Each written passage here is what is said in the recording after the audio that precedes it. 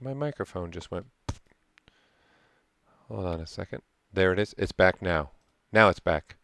Okay, can you hear me now? Do you hear me? Everything's good now?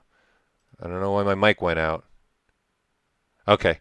I don't know, my mic just stopped working. Oh, I guess. It's still working. Okay.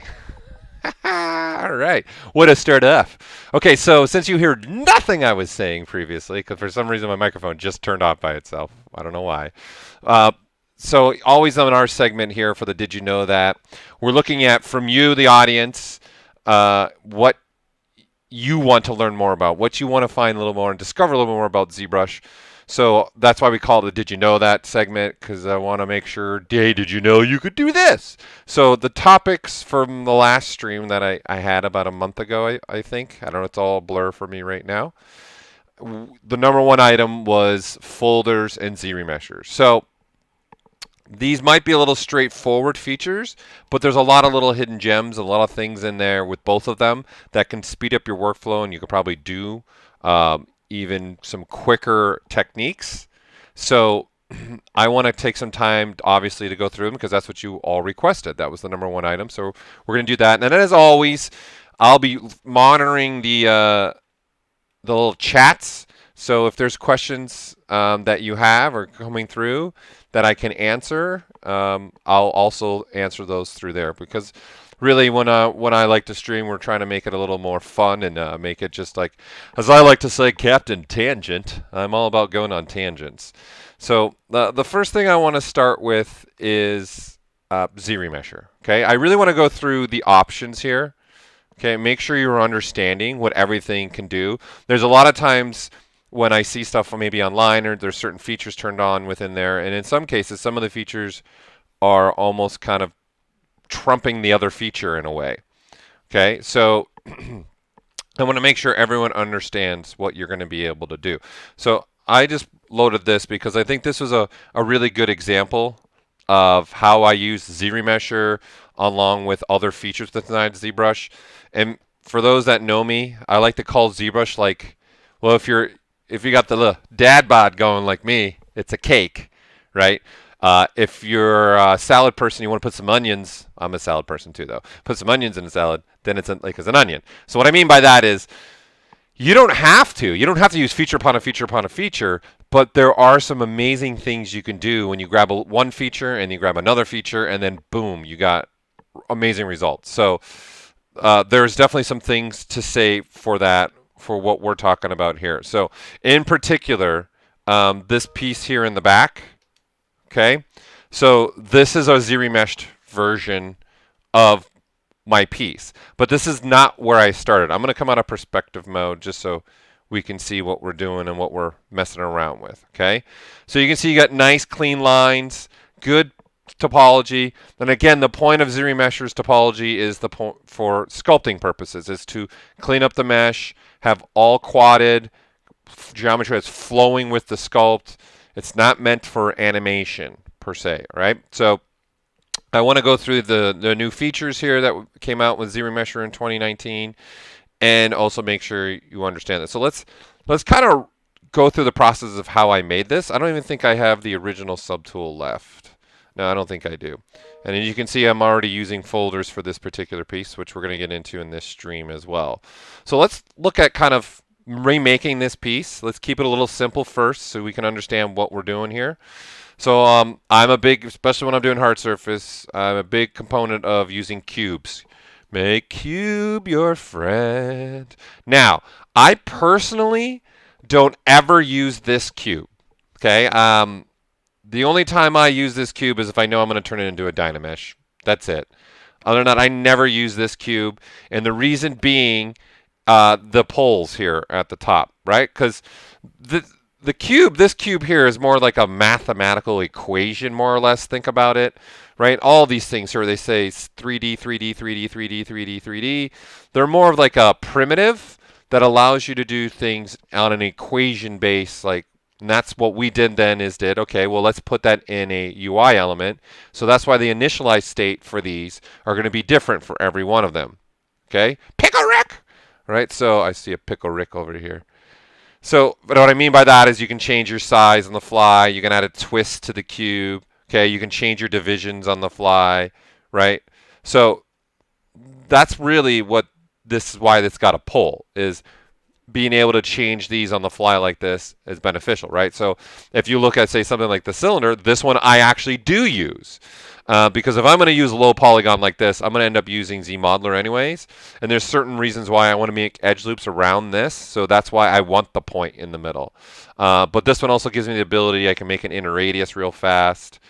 I can do that. And then start with more of a cylinder like this, right? Well, that's low polygonal if I'm going to go into the ZModeler world. Okay? So with that said, the cube that I prefer to use is this cube that's the Initialize Cube. Okay, so as you notice, the Initialize menu just changed. Okay, and the reason why it's changed is because now I'm on an actual polygon mesh. This cube is not a polygon mesh. It's a primitive that you can't sculpt on.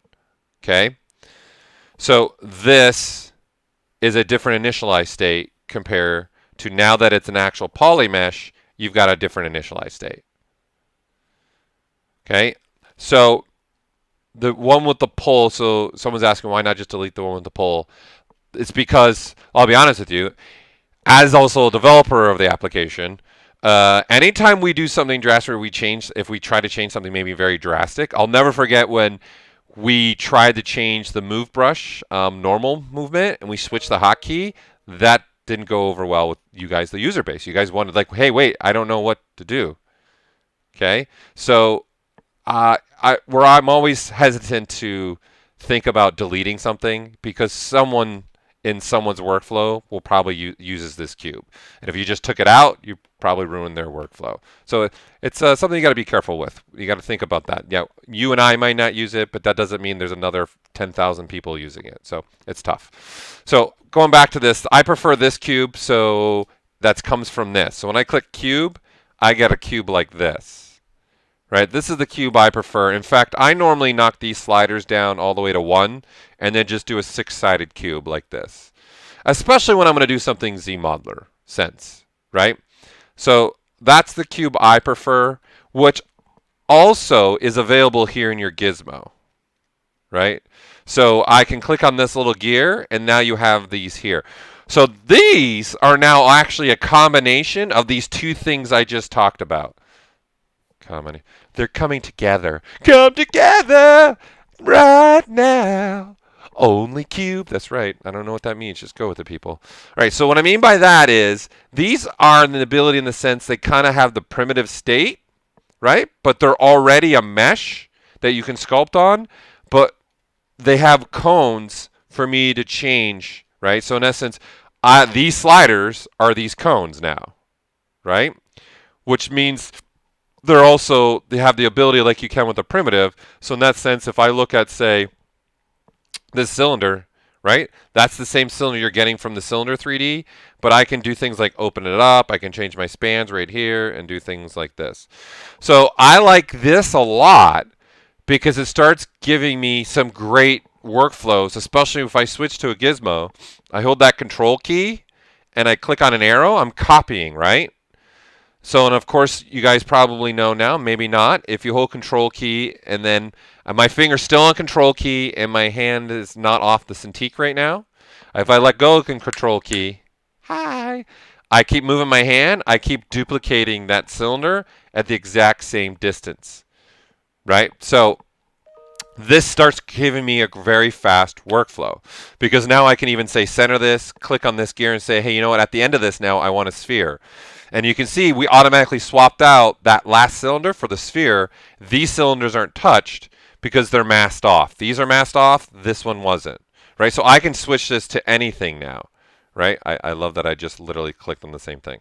Right? I can switch to anything. And I can even switch to an insert mesh brush. Right? So I can grab something like this. Okay? And if I turn the gizmo back on, I can cycle through. Right? So this is a great way to design. I can't tell how many times like where I'm trying to figure something out of my own. I'm like, I don't know if I like what's going on there. Okay. This is another important part of this. I love tangents. We're already going tangent. We haven't talked about Zremesher right now. Okay. You see the green, the red, and the blue arrows. That's very important. So if you notice, I'm looking at the back because the blue arrow is facing this way. So these were all built in the sense of they were looking at forward camera, right? So that blue arrow is in essence forward camera. So what I mean by that is if we turn this and rotated this, boop, boop, boop, boop, like this, right?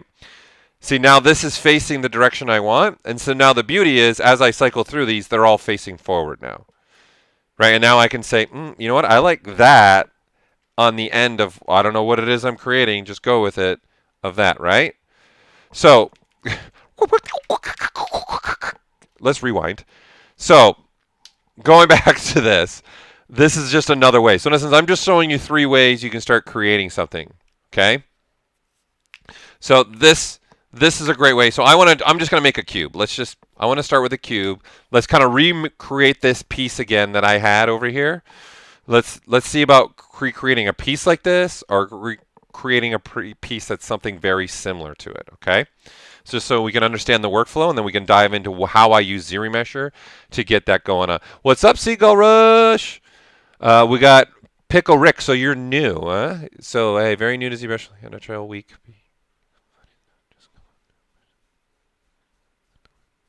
Oh, I'm just reading a question from Pickle Rick. Man, you got I don't know how you stole that. That's awesome. You got that name, Pickle Rick Pirate. That's great. So you're a newbie. How do I mask a section, then deleting its mask, and also just one?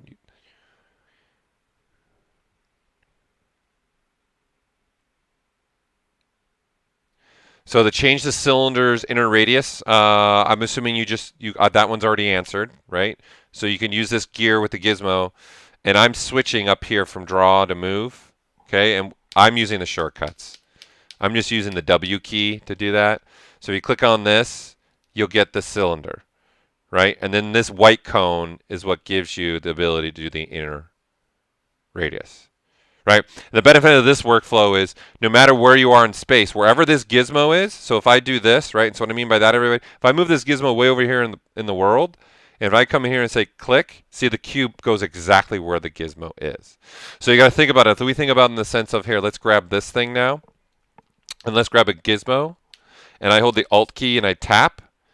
See where that is? If I click on anything, see, I get where that is, right? So if I want to first, I mask off this piece and then now tap and see this stays, and now I have this piece to do whatever I want with. So I can say, oh, I want these for whatever reason on the back of this, right? And then I can say, you know what, that's not actually what I want. I want more of like a booster looking thing, and then so I can go boom, and then what booster do I want? Right? This is so powerful. This is what I really, really love about this workflow. Is that as a user, I'm kind of staying within here. I love that I'm doing this gesture right now on my Cintiq as if you guys can see it. I need like an over shoulder camera. So in essence, I'm staying within the document space.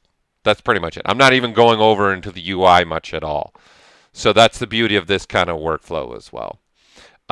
So being able to mask and delete, obviously you're going to want to be careful about that when you're doing that. To the sensibility of that you're creating a hole, right? So you're not going obviously you're going to need to close that hole off, which Dynamesh can do something like that as well. So for your question, right? So if here, let's just delete the subdivision levels on this. If I had a mask, okay, this is my mask. So number one, I can do a Control W, and that makes our new polygroup, right? Which is super helpful because now I can select out just that group, right, and swap between them if I want to. So if I want to delete this and now it's a polygroup, I can hold down Control Shift and tap on the red. There'll be a hole now there. If I go to Geometry and go to Modify Topology, there's a delete hidden right there. So that's how you would delete stuff that's masked, or in essence hidden. So you can't delete just the mask portion. You can't do a mask and then just say delete those points. But what you can do, what you could do, is create a macro that does this for you. So just like an action in Photoshop. So you could do a mask, right?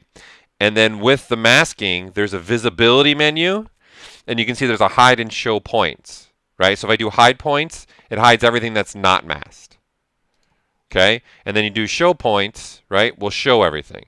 So in essence, I can do a hide points, and then now what's masked is shown, right? So as a user, I can inverse this, hide the points, right? And then now do a delete hidden. Okay, so I could put this in what we call a macro, and then with one click, it'll do everything for me in one step. It'd be a way to go about doing that. But right now, you can't just mask something and then tell it to delete the masked points. So Pickle Rick, hopefully that helps you. So all the transform options. Okay, so moving on. So I'll go over the transform options as we're going through this. So let's get back to my cube. Yeah, cube it up. All right. I don't care what cube it is right now, because what I'm going to do is I'm going to turn it into a Dynamesh. Okay. So I'm going to come in here to my tool, my geometry. And for me, I turn this blur off because I don't want any smoothing to happen. So that's pretty much what the blur is controlling, is have a little bit of a smoothing to the process. I don't want that. Okay. The resolution, like we can Dynamesh it and you can see what we get as far as density. I don't really need to be that dense. I tend to prefer to stay on the lower end, especially when I'm trying to figure something out and block out something. It's just my preferred method. Okay, so I'm gonna cut this in half. I'm gonna drop it down to 64 and then Dynamesh it. That's enough for me. That's enough, right? I don't need a ton of detailing right now. Okay, so let's go ahead and start recreating. So I want it to be a little bit longer, right? Part of the ship. And then it's definitely wider. I want it to be a little bit wider, right? So I'm looking from that angle. And maybe not so thick like this, right? So now we got that. Okay, so now I'm like, I want to put some design in this and go about this. So I'm going to go ahead and I'm going to switch to a brush that I actually use, that I enjoyed using. And then you can see, here's something that is a rookie mistake, I think. All of us do it. I just did it right now. I literally started building this thinking about this is going to be my back end, right? So then this is going towards the front of the ship. So if we turn on the floor grid, you'll notice the red and the green. Here, I'll turn off this. The red and the green. The red and the blue, right? So blue is Z-axis, the red is the X-axis. So this blue line, in essence, is forward Z, which in essence, that's what you want the camera looking at. So I'm building this ship sideways right now. I'm building it the wrong way. So what I really would want to do is more like, okay, that's really the width I want. That's a good length and not so thick, right? This is an important thing to understand, right? Because especially if you're going to go from program to program, you want to be building facing the forward camera. And then by default, ZBrush's symmetry, its default is on X symmetry. So of course you can go into transform and select the symmetry points that you want. Right? But these little things can go a long way, especially for Pickle Rick over here, who's a new one, right? A new person, new user to ZBrush. So I'm looking at forward Z, and then this is my X. So this is what I want. All right? So let's continue going on here. So let's hold down the Control and Shift key. Okay? And I'm going to click on this selection brush, and there's some other brushes here. So for me, the clip brush was perfect for what I was trying to do for this detail. Okay? So Seagull, you're asking, can I mask the curves? For when I move a tip of a curve, the whole thing moves. No. So you're in essence, you want to just be able to move the curve and none of the other curve moves? That's a yes and no. That's a yes and no. It's not what you want exactly, but why I say it's a yes or no, because when you draw out a curve, right, you have this. Right, so as you start moving the curve, it moves everything. And as you stated in the stroke palette, you can lock the start and the end. Right, so that just means it's locking the start of that tube and the end of that tube. So if I start pulling on this, for those that don't know, you can see this isn't moving now. Right, if I pull from this direction, this isn't moving now. Right, over here. Right, what he's really looking for is he wants to move this part of this curve and none of this move. So I say it's a yes and no because this is where the liquid and elastic state come into play. So in essence, you can move, right, this right through here, right, and so you're getting movement, but you want to be able to do more than just this, right? So if we start looking at this, right, and say, let's put on liquid now, and you can see you're not touching this part of the curve anymore. That's really the only thing you're going to be able to do. You can't just, we don't have the ability to say mask off a section of a curve and not have that curve not moving. We don't have that ability. But this is, in essence, the liquid states, and the elastic states are now more, they're not just about adding. They're not moving the other parts of the curve, right? And then, of course, if you guys click on the curve and then hold the Shift key, I can even smooth things out, right? And if we go to something a little more meaningful, let's go with this, and let's say we're making jewelry for the family. Okay, so if we go to liquid state, right, you can pull on that and say this is not moving, this section's not moving, this section's not moving, right? You're adding sections in essence. But clicking on the curve and then Shift key will smooth it out. Clicking on the curve and Control key will rotate it. Right, so if we go with a large brush size, I can click on this and then use the Control key and I can rotate it. Or click and then start smoothing things out. That's about all you're going to be able to do with the curve. You're not going to be able to do any kind of other masking thing with the curve to answer that question. Okay? What are you referring to Boolean curves? Because you can do that already. In essence, you can use the curves and with Booleans. I use it all the time, especially for scribe. All right, darn it, let's do it. Okay, especially for scribe lines. God, we're going on real big tangents today. I like it. Okay, so since this was asked, this is a great little trick that I use a lot. This is huge for me. Okay, so when you say Boolean, I'm thinking the Booleans, the live Booleans itself. So I'm just because my mind's here now, we're going to do this. So I'm going to say, let's make that handy dandy cube that I like. Okay. And let's switch to ZModeler. And I'm going to put an insert here. I'm going to put an insert there. Okay. And let's look at the floor. So I'm looking at, okay, the forward part. Okay, good. Now I know where I am in space. So let's do this. Let's manipulate these. So let's be in symmetry mode, and let's make sure we do this. Make it have a little bit of that, and you know what? For giggles, let's insert another edge loop here. Let's do a Q mesh out. Saving the project, so important. Let it save. Run free, save. I was in the middle of the process. There we go. I'm going to turn that off, actually. I don't need that. So let's go to quick saves, and let's just pretty much turn it off. All right. So we'll do something like that. And then let's just do a single polygon, maybe something like that. Yeah. And we'll do... let's do this, and then let's delete this. And I'm just going with it right now. Okay, let's do something like that. That looks pretty good. I'm all right with it. I'm okay with it. Okay, so I'm going to come from this angle, right? And I'm going to say let's insert multiple edges, and I'm just going to add at least let's add at least that. Okay? So what I want to do now is I want this middle one to be a polygroup. Okay? And then I want this top one to be a polygroup. And then I want this bottom one to be a whoops, I hit the wrong shortcut. Okay? So, and I want that one to be a polygroup. And right now I'm using growing ability. So I'm selecting out a portion. And I'm actually coming over to use visibility. And I'm using grow, which I'm using the shortcut Control-Shift-X. As an expand. Okay?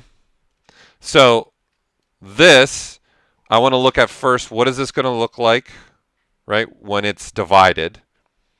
Okay, so I'm not a fan of that. So let me throw some creasing on this.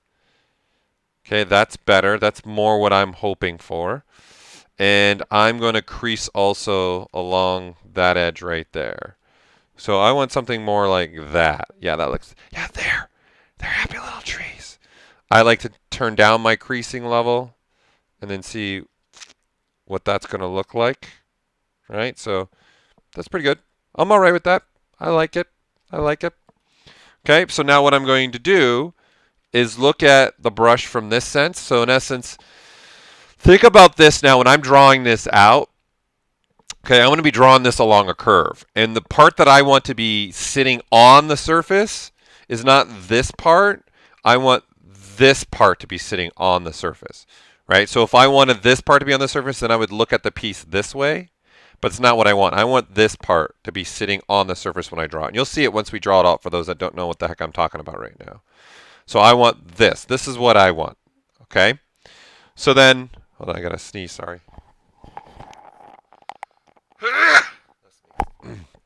So what I want is the ability then to say, let's go ahead. Sorry. Sneezing left and right now. So I'm going to hit the B key for my brush. I'm going to say, let's create an insert mesh brush. It's a new one. And now I've got, yay, I got this piece, right? This is what I get. Right? And now what I want to do is I want to put this along a curve, right? And then I want to now have this doing this kind of a thing. And you can see what's happening here. This first polygroup is at the end. The middle polygroup is what's repeating. And the top polygroup's at the end. So the beginning and the end is the two polygroups here and there. And the polygroup in the middle is what's getting repeated, right? So then I'm going to come over here to the brush, because what I want to affect is the brush. So in essence, the brush right now is the mesh that I'm repeating along the curve. So think about it in this sense. The stroke is the curve itself, so how I'm applying something to a surface. So that's why the curve mode lives in the stroke. And then the mesh itself is the brush, right? So in the brush, I can go to my modifiers, and you can see the little piece that I made sitting right here. And I'm going to turn on weld points. And then I'm going to just up my resolution a little bit of the curve a little bit so that I get something like that. So you see now I have a repeating pattern. And now you can see how it's bending on itself, right? You can see how it's bending like this. I don't want that ability actually. So in the brush palette, I'm going to drop down this bending ability, right? So I'm going to let's put it at 15 and see, this is more what I want. I don't want this ever to be able to go bigger than that. I want to have that nice ability possibly there. Okay? So now I've got this brush. Okay? And what I want to do is use it with live booleans. Okay? So let's go ahead now and load another sphere. All right? And let's go back to the Control Shift. And this time I'm going to grab my slice curves. I'm going to do like a slice, and we'll just do another slice like that. Okay, so we got multiple slices happening through here. Right, so right now I have a brush that I can draw, and you can see it's drawing on the surface. Right, and you see that back part now, and that profile is what's sitting on the surface. So the next step I want to do is I want to have the surface, this pushed into the surface. Right, so in the brush palette, because I'm dealing with the mesh again, I want the depth to be different. The depth of your the depth. So right here, the embed value, I want it to embed in. So I like to just start at 0, and then I just come over here, touch on the curve, and then this is what I get. So that's good. That's what I want. I want it to be sitting in the surface. I'm going to go even a little bit lower. I'm going to put it at -10. So it sits a little bit even more inside of the surface. Okay, so now with that done, this is the beauty of this. Okay, is I can draw out, I can hold the shift key and do certain things. Okay, but what I want to do is this. I want to go to the stroke palette, and I want to go to curve functions, and I want to frame the mesh based upon the border, polygroup, or creased edging. So really the only thing I want to really look at is the polygrouping. So I click this and I get all those curves and the exact parts where I have polygrouping. And now if I just tap, right, I get what I created going perfectly in there, right? And then it's sitting inside the surface. Beautiful. It's what I'm looking for. So now the next step would be, okay, I want to now grab let's say this sphere, and let's split it off now. So I'm going to go to split, so I have now the sphere, and I have these pieces, which in essence I use the sphere to give me these pieces. Right? So, hey Alvis. So when I look at this now, I can put it in smooth mode, right? And what I'm going to do now is turn on live booleans up here, and then over here I got to tell ZBrush that I want a boolean option. So this first one is union, subtractive, intersect. So if I click this subtractive, that's what I get. Which I use this all the time. And the reason being, it's non-destructive. So if I don't like those scribe linings that I literally just did, it's an easy swap for me, right? And then this is going to go into start now foldering things, okay? Because you're going to have start groups now for live booleans. Hi, Z Creator. And then all the other things that go with it. So this is why I kind of like that, is I have now this, and this looks perfect. This is exactly what I want, right? But at any point in time that I don't like this, it's a simple turn off that subtool and they're gone. Turn that subtool back on and then they're there again. And then I have this brush that from here on out I can use it on any other subtool in this, say, creation, and it's always going to be the same depth. It's always going to give me this exact same result. So it really opens up an elegant, non-destructive workflow for me. Okay? So there you go. I saw the Bayesian curves. I hear you.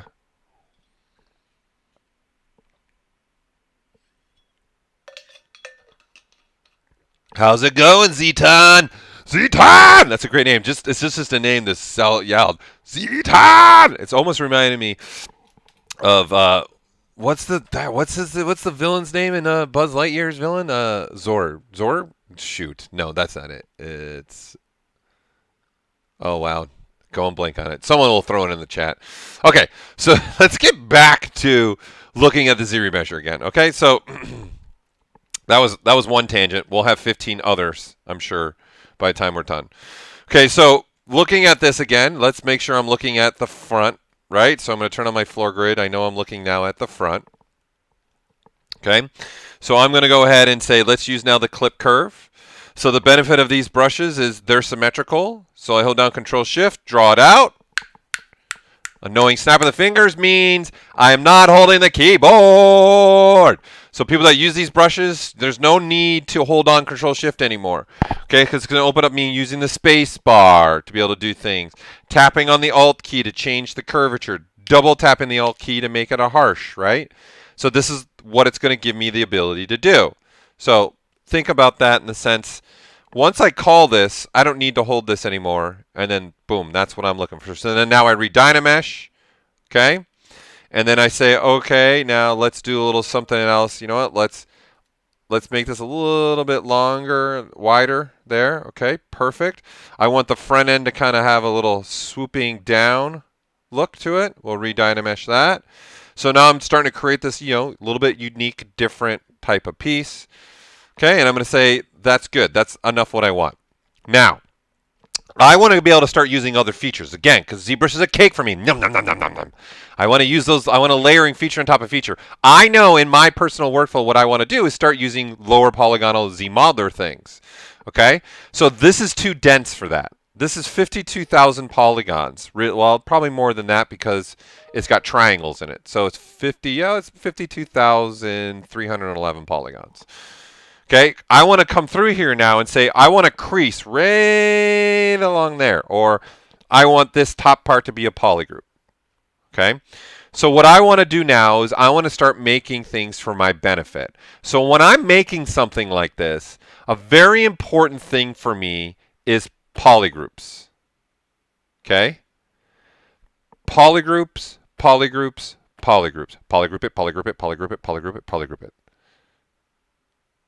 Okay, so thanks Maverick Plus. I'm still at the summit, but I'm all over the place now. I've stepped away from the, as you say, what is that? MCing, right?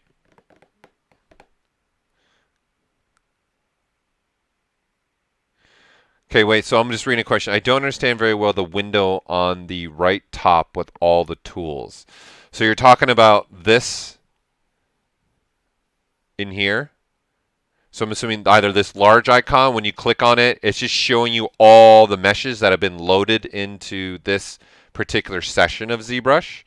So you probably don't want to touch any of the 2.5Ds because that's old school. So you don't want any of this. And then this is just showing all the other meshes, which we were discussing this earlier in the stream, these top ones. And you can see I have multiple pieces loaded, right? I got multiple meshes here loaded, and I got this loaded through here. Okay, so these are all the pieces I've been playing with, making things on. So it's just swapping through them, right? So if I say, okay, so for example, I'm working on this piece. If I want to see that glider sci-fi, I would just come here because this is it. I click on it, and then we're going to swap them for you. But they're still loaded. They're still here. It's just a way for us to click on things quickly, right? And so you can see the piece that I've been working on is right there, right? So if I can click on that, it just automatically swaps on it.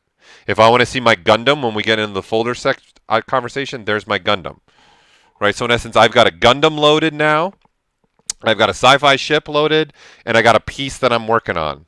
So that's all this is. This is just open up the whole tool palette, right, in one window, and then click on the ones I want. And the little ones are just giving you the individual tools that you can click on. Now, if you want to clean this up real quick, just for the sake, if you start getting really long here, that's what this little R does. It resets, and it now resets that to only show you the one you have selected. That doesn't delete them. They're still here. It's just reorganizing the tool palette. Okay. Yeah, I'm in the process. This is like a never-ending project, this Gundam. Actually, Formlabs wants to print this out rather large, so I got to finish it. I'm moving on the leg, so this is obviously the torso. And we'll get into it, because if you see, folder city, 165 subtools, and I'm not even done yet, right? So I'm not even close to done yet. So in the sense of my eyes, my artistic eyes, I'm not even done yet. All right, so back to this. Okay, so polygrouping is going to be just huge. It's going to be a very important thing. So we have the ability to assign polygroups in multiple ways, right? I can do a mask and hit Control W. So in this sense, I'm making something kind of hard surface that clearly has, right, very defining parts here.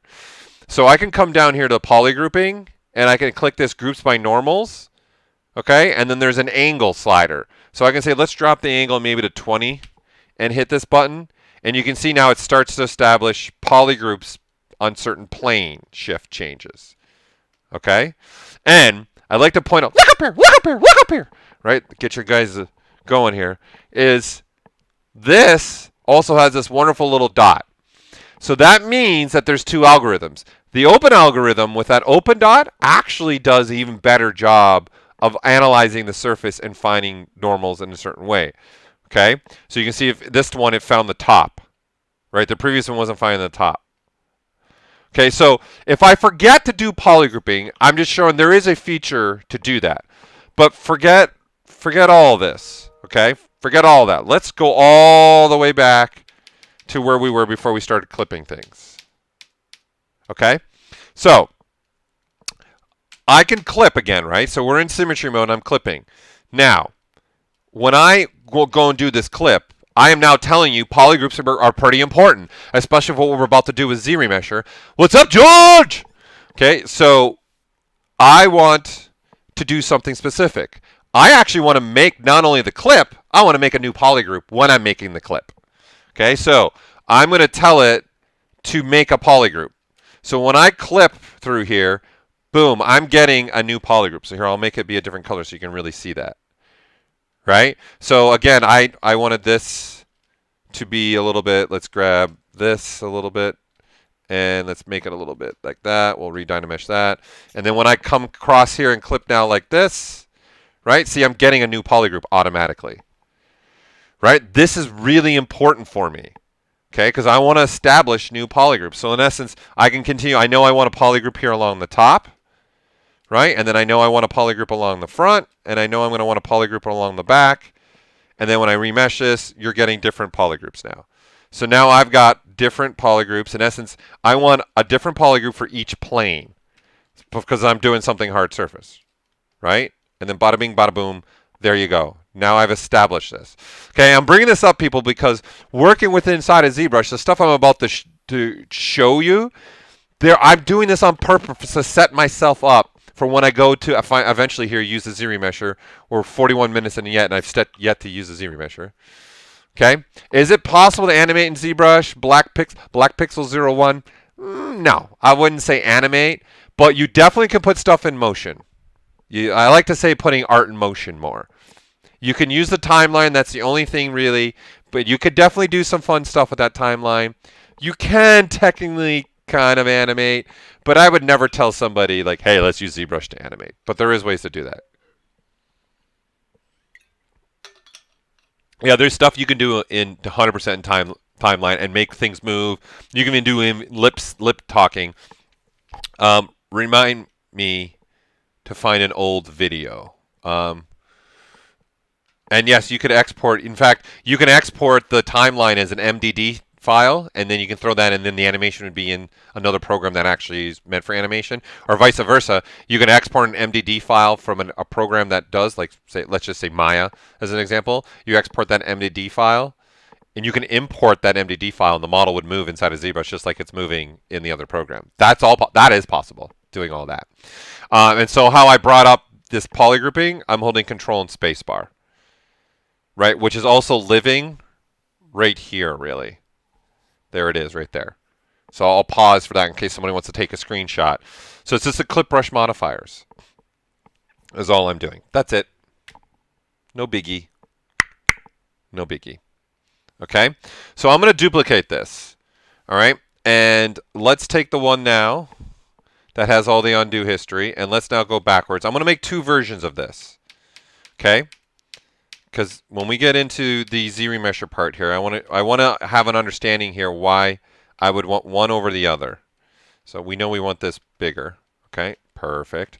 And this time, instead of the clip brush, which, by the way, before I go there, this B radius thing, man, if you guys ever, this is amazing. I love this. Boom.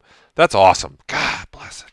Like, doing stuff like this is so, the things that you, like, look at that little design. Quick, starting to look like a vehicle, right? Like it's a car. Like, boom, like that. Happy mistake. There. This B radius is amazing to use. It has some really fun stuff with it. It's using your brush radius, in essence, to limit the clipping. Okay. So, again, let's look at the front.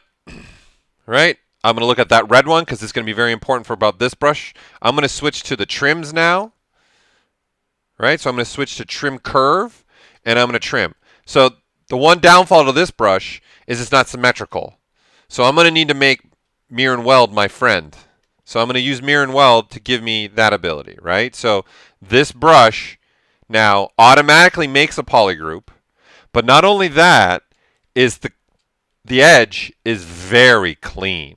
Very, very, very clean, right? So when I start doing the same process that I was doing previously, right? The difference now that what we have here is I am making a very, very, very sharp, clean edging, right? And you can see what I get. And I'm not going to re-dynamesh it. I want to keep it like this, right? So we have this one now, and now we have, let's turn this off, this one, right? So they're pretty much same, design-wise the same. But you can see one's a lot more sharper than the other. So this is going to be important now that we're going to go to Zremesher. Okay, so let's go to Zremesher. And let's start looking at some options here of what we're going to be able to do. So the first thing we can do, right, being in symmetry, I can just pretty much hit Zremesher and get my result. Boom. Done.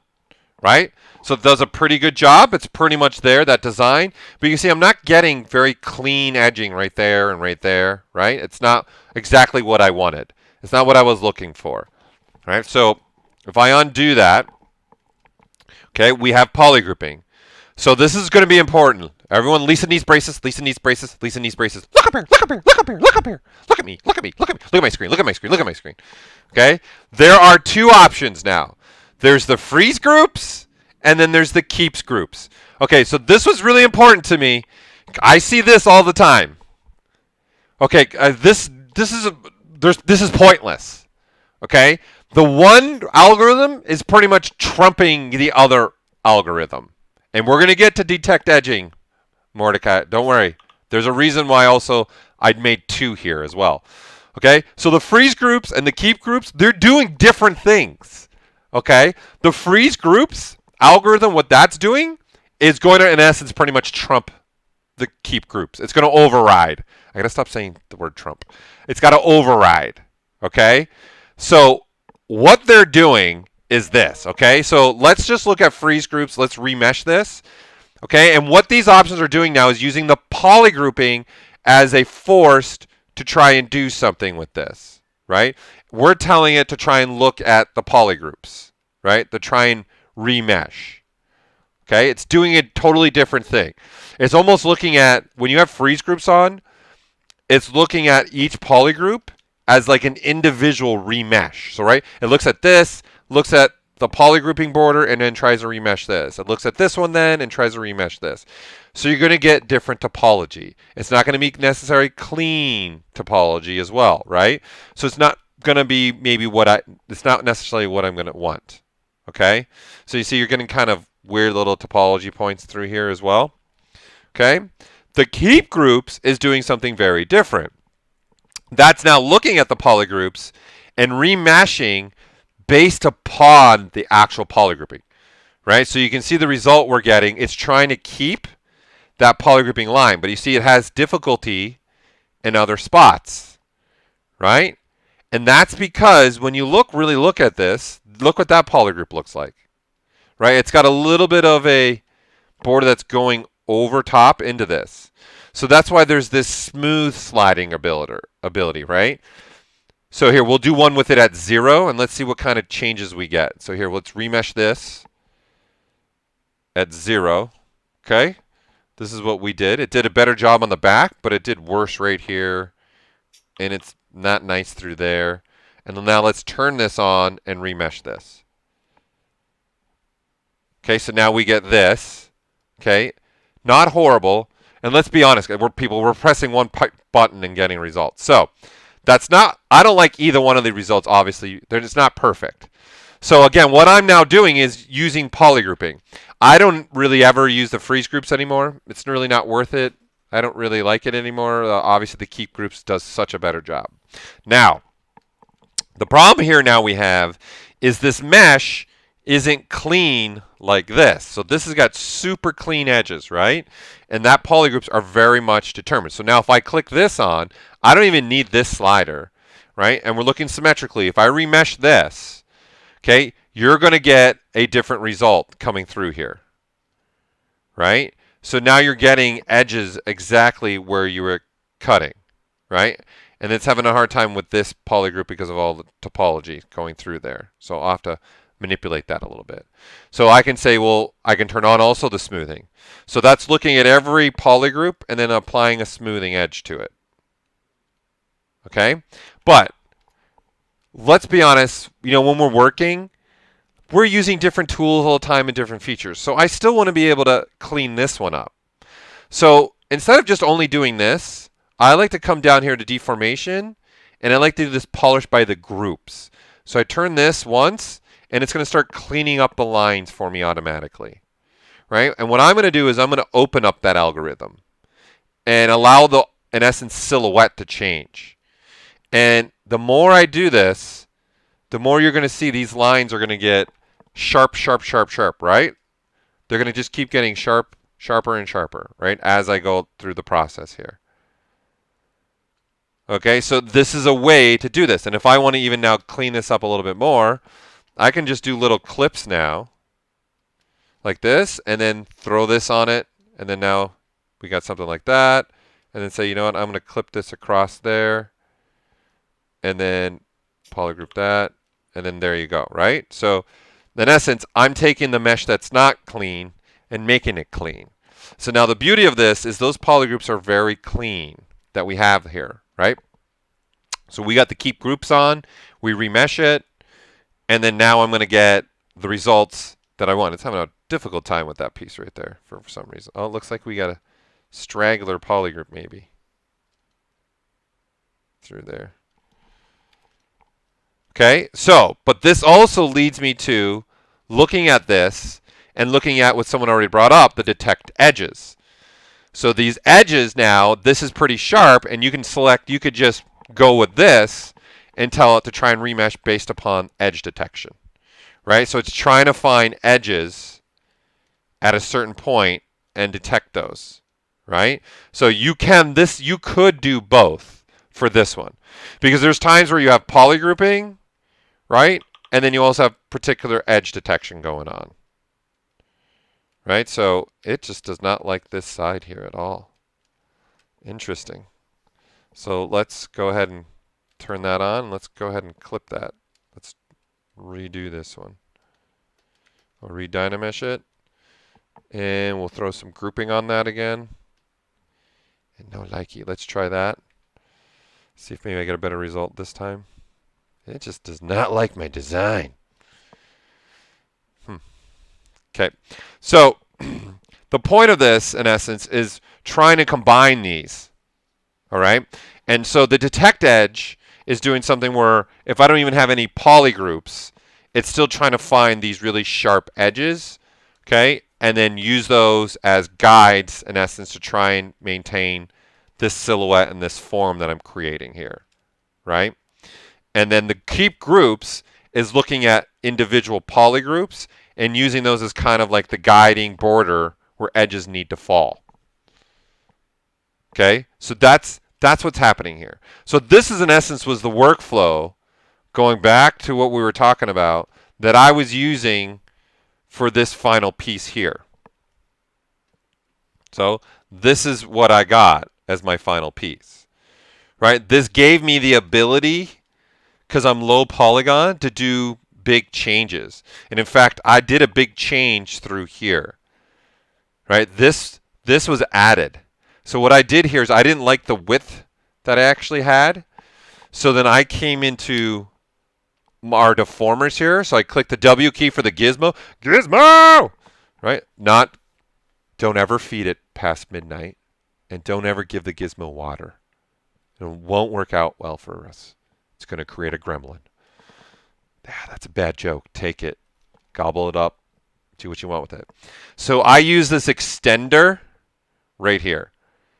Right? So what happened to me is my original thought idea design-wise, it was more like, here, let's mask off the one part, and let's just, the original design was more like this. Right? And then when I started looking at it ship-wise, I was like, I don't like that. Right? So I went, okay, let me center the gizmo here. It doesn't actually have to be centered, but it's just me, my ADD. So I'm using gizmo. I'm clicking on this and then using extender. Right? And then now if I grab this, I extend out. And I can grab any of these and extend in any direction that I want. And then see, like, you can create something cool like that in the back. Right? So this is, I got a better way to go about this. Now, the things to understand about this, people, which is really cool about these deformers, is they're driven by the gizmo. And what I mean by that is, okay, you can hit the W key, and I can go back and forth between the gizmo and that deformer I'm playing with. But if I did now say something like, I'm going to hold the Alt key and move the gizmo, and now I'm holding the Shift key. Now I don't have my finger on Alt anymore, and I only have my finger on Shift. So I'm using Shift to snap. Sound effects so important, right? And the Alt key is taking me from a lock to an unlock state. So if you guys can't remember that, just click the lock, right? So that means I can move my gizmo and not affect the mesh. If I hold the Shift key and then do this, I'm snapping to 5 degrees. So let's say I wanted a 45 degree. Okay, now watch this. If I go here and hit extender, I've now got a 45 degree. So what's nice about these deformers, I now have, in essence, 360 degrees of manipulation here, which is pretty awesome. Okay? So, oh, Ian, you got a headache? Oh, man, I'm sorry. I try to limit my volume levels. It's just not possible for me. And when I have tried to do it, hi, welcome to Did You Know That? I'm Jack Handy, Deep Thoughts, Smoothing 99.6. I turn to my radio voice, 99.6, ZBrushSummit.com. Welcome to it. Right, so Now, back to this, and me stop being silly. Now I have this direction, right? So this is pretty handy, people. Like that's pretty cool. Like this is a happy mistake. That's a pretty cool piece. I would totally use this on like some arm of a mech or something. That's pretty cool. Now let's put it in another context here before we get back to the topic today, which is the Zremesher. Really, man, I'm so good at keeping on topic. It's great. So let's just say, let's switch to a different brush. Let's switch to something like, let's just do a primitive. And specifically, let's do a cylinder. And I draw this out, right? So this is looking forward. But let's say as a user, you guys started manipulating it. You start doing this. You start doing this, right? And I also maybe go, all right, that's good. Yeah, let's do a free like this and like this. So now what we have here is this cylinder, right? And it's sitting not symmetrically in any axis, right? So now what I mean by that, it's not looking straight on the Z, it's not looking straight on an X, and it's not looking straight on a Y. It's just in space. It's just a rotating ball of fun cylinder, all right? And now as a user, I start manipulating this and going, okay, this needs to be... let's put this here. It's going to go there in the front. It's going to be like a booster that comes off, right? And this is going to be some kind of booster because maybe it's a spaceship, so I need other boosters coming off this.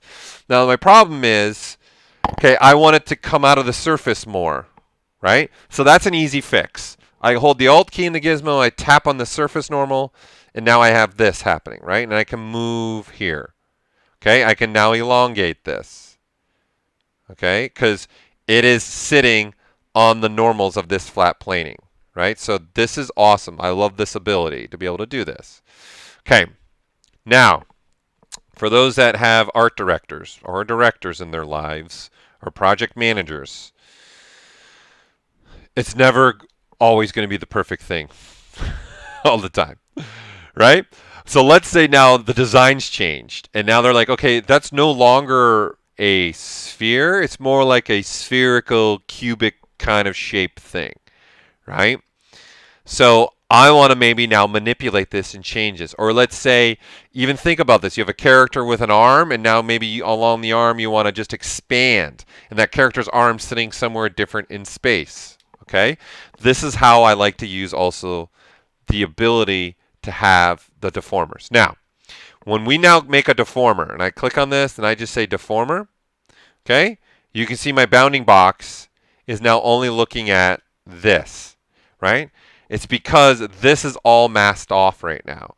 So the only thing it's looking at is that. And you can see now the benefit here is my deformer, right, is being manipulated now or set based upon where my gizmo sits in the world, right? So if I did something like this, and like this, and switch in here and click deformer, you can see the deformer's like a completely different angle, right? So as users, we're never like, okay, at that point, if you're an art director, like it's always like, okay, I'm done, yay! And then they come, no, can you make this adjustment, which is going to happen. We're artists. We have, our mind will change and things are going to happen, right?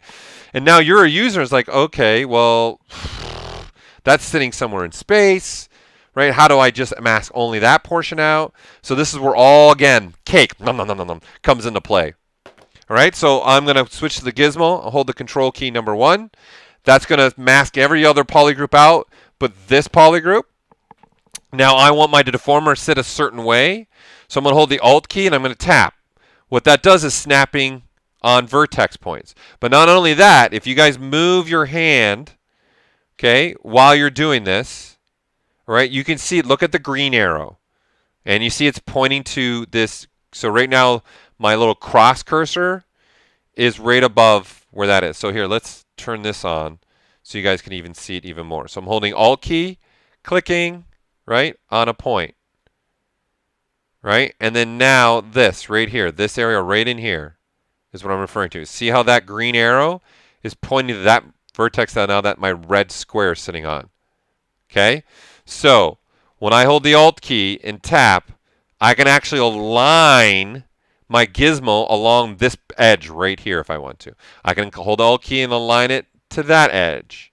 Okay, so this is important because now what I want to use is the extender. And I want to extend this direction. Right? So having this ability to snap that gizmo to the points becomes important because now I want to come to extender, and you can see my extender is in the direction that I want to extend this out. Because maybe that's the shape I want. And then look, I can switch to, say, let's switch back to gizmo. Okay, it's going to sit like that now, and maybe like this. Let's size it down, maybe like that. And then I can hit W key, and I still have the extender to manipulate and play with. Like, this is pretty powerful for me, someone that also does a lot of hard surface. This creates a very dynamic workflow, right? And again, since we're having a discussion about things like Zremesher, okay, and remeshing, if I ever want to remesh this thing, obviously what becomes very important to me is polygrouping, right? So I want to be able to use this keep groups option down the pipe. So I can say brush Z modeler. I can even switch to polygroup flat island, and I can assign a new polygroup to that right there. And then I'll just click these two inside a new polygroup. So now I know down the line, okay, when I'm looking at this, okay, and I'm going to assign by polygroups by Paul Gaboury right there. I got this, but if I ever need to remesh this at any point in time, I've got a great starting point of information in the sense that I can give the remesher, hey, this exact edge right here is rather important to me, trying to maintain and hold that edge. And then that's where, when we go to our Zremesher, this keep groups is going to come in very handy. Okay? So moving on, the keep groups in essence is just using our polygrouping, right? The freeze groups is more or less using the polygroup as a frozen section. Okay, so if we take this off, and let's go ahead and split this from this, and let's even go ahead and apply my dynamic subdivisions that I have on. So I have something like this. And now I go and say, hey, let's remesh this. Okay, and let's freeze groups, and then let's just see what I get. Who knows? It's always an exciting mystery. I will show the polygrouping ring in a second here. Let's just let this finish up. Let's see what we get with freeze groups. Okay, so this is what we get with freeze groups. Okay, you see the geometry that's right there? It's not the nicest. It's not the cleanest, right? It's not what I want. Okay, the actual keep groups is probably more or less what I'm looking for. In essence, I want the polygroups to be used as a general guide, but I don't want them to be used as an absolute guide in the sense each polygroup's vertex edging isn't being used to drive the remeshing. I just want it to kind of guide it along the remesh and see that's what I'm looking for. I want that, not this. Right? And you look at the density difference. And notice I didn't change anything with the target polygon count. Look how much more dense this one was than this one. And that's because we use free groups compared to keep groups. Okay? So to give you another example and ideas about this, if we grab this little guy again, okay, and let's go ahead and give it some spans here. Let's not have an inner radius. We'll make this. Let's go ahead and assign some polygroups. So we'll use that groups by normal, so I'll get different polygroups in the top and the bottom. Okay, and then here, so if we turn off the line, you guys can see the two polygroups. The three polygroups, sorry. Okay, and I'm going to go ahead and also I'm going to crease this. Crease! And we'll divide it up. So we get something like this. Right? So there's times, right, as us as users, let me turn my lines back on, where just only this needs to be remeshed. Okay, so where this freeze groups is coming from is actually kind of the same thing that freeze border is doing. Okay, so if I click on this, this is now a border edge, right? So there's certain vertex points sitting along the border. So now if I remesh this, it's only remeshing the visible. So you see I get a nice quad remesh, but on the edge, see it's not perfect. And because we're trying to make sure these vertex points on this green still match with the remesh that's on now this green, right? Let me rewind that. So freeze border, remeshing. So what it's doing is looking at every single one of the vertex points along the edge and laying those first in the remesh before it remeshes the middle section. And so it's making sure that this is welded still through here. That's what it's doing, right? If I do this and turn this off and just remesh, we'll still weld for you, okay? So the geometry looks a lot cleaner, but you can see there's still a point where the geometry is not perfect through there. The benefit here, though, this has got its own polygroup. So this is a quick, awesome way to create a little quick bevel there, right? Because I know when I do that, there's another polygroup. So what I mean by that, again, layer cake, come back and do this little polish by groups. Right? I make it a little bit stronger. See, it's going to automatically start messing with that polygroup right there. Right? And I can start doing stuff like this and then just polish it. And then there's an automatic bevel happening right there. Right? Okay. So this should help you guys understand, you got to know when's the right option to use. So never do this. That's pointless. Never do this. That's pretty much pointless, right? This is why you can only do one or the other, right? So this is just, there's no point in doing that, okay? And the detecting edges are just allowing it to detect what edge do we want, okay? So looking at sharp, sharp, sharp, sharp edges. And then to keep creasing, because I have this crease, when I remesh this, it's actually using this creased edge here and these creased edges here as a gauge to push. So I'm going to get a pretty good result here without even telling it to use the polygrouping. Right? So what that means is if we have no polygrouping, but I've got creased edges, I can actually still get a very good remesh result. Okay? To this, and it's really what I want. I want that edge to stay very sharp, and I want that edge to stay very sharp, and it did it. And it also gave me polygroups automatically, which is nice. Okay, so what it did in this scenario, it used this creasing. So if you see, if I don't move, see that dot, dot, dot, dot, dot, dot, dot, dot, dot, that's a creased edge. Okay, so that's how you would do that. Okay, so that's what you're doing. Now, growing a mask, I see that. Okay, you can have the ability in masking. There's a grow mask right in here. Right? So you can have a grow mask right here. So that's how you can grow a mask. You could also grow it by using selection ability, right? So you could also just switch to a selection ability like this, and then now just grow out and then mask. And then there you go. You just grew that, and then I can soften it if I need to. Right? Or sharpen it if I need to. Whatever I want to do. So growing a mask, you do either one of those to answer the question that came through. Okay, so Amir, you're asking, can you remesh that piece into a bigger piece while keeping groups? Well, that's what the keep groups, that's exactly what the keeps groups is. The keeps groups that's what it's doing. It's keeping the groups and remeshing. But remeshing in sections is now visibility thing, right? So the thing here with this is what I just showed. That's why there's a freeze border. Okay, and if you have a keep groups, it'll also look at the grouping. Right, so for example, if this front end, right, was its own polygroup, and now we grow it. So in essence, I've got two polygroups, right, but I also have an open border. So if I click on this, the freeze border is looking at this, and the keeps group's looking at those. So you can see you're getting a different result right there. Right? And if I turn off the freeze border and just remesh it, you're still going to get this, and you'll get this, but then this remesh, right, see, isn't going to line up, so it has to create this in order to make sure this is still welded together. Growing the selection is just using the shortcuts. So I'm just here, so if we're selecting something out, I'm holding down Control Shift, and I'm tapping on the X key. And every time I tap on that X key, I'm growing an edge, a complete edge around the selection. That's it. And then Control Shift, tapping on S, is shrinking one at a time. Okay?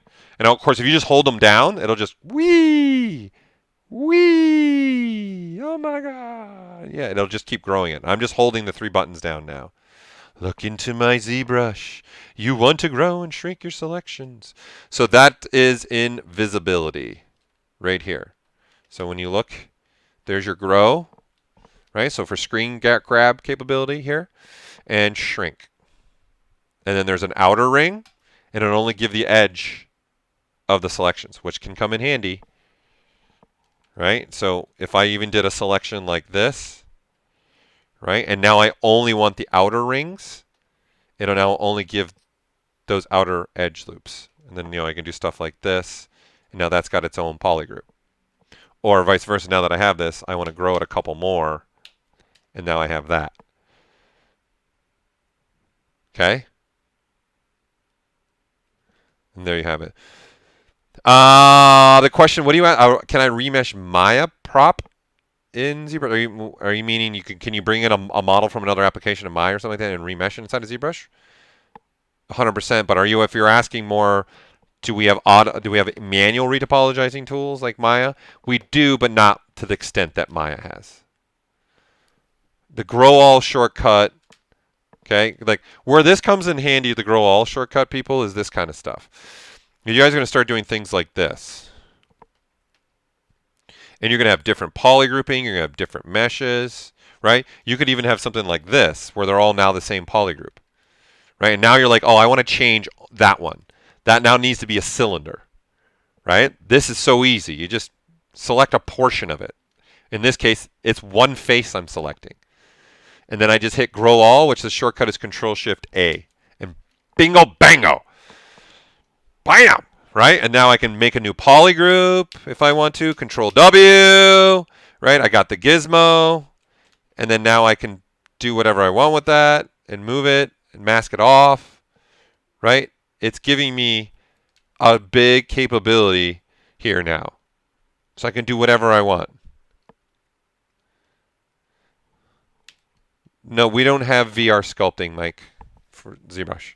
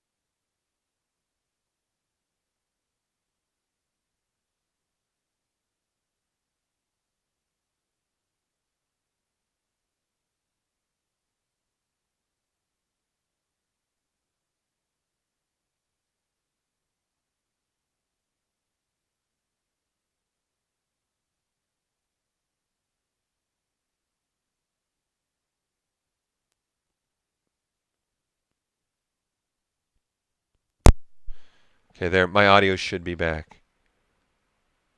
Audio test. Audio test. All right. So this target polygon count is in the thousands. Okay? So this is just saying how many polygons you want, right? So if I want in the hundreds, I drop it below 1,000, we're good to go. Okay. It's just a target polygon count. Now, what comes into play, which is really important to understand, is adapt.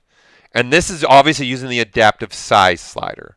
So the default, for the most part, gives us what we want, right? It's pretty simple, right? It gives us what we need. Now, there's going to be times where I want something that's not having changes. So as an example, let's load something now. Let's load this guy, okay? We can get rid of that cube.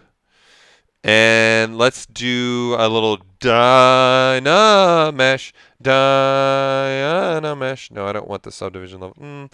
Let's go up a little bit more in resolution here. I don't want those. Let's do something like this. Okay. So now we got this head, right? It's closed off surface, and I want to remesh this. Okay, so we can turn off Dynamesh, and I'm going to remesh this. Okay, so let's see what just the default's giving us here. So I'm just telling now, okay, give me a clean version of this, then look at the sculpt, analyze the sculpt a little bit, and make sure the flow is kind of following the sculpt.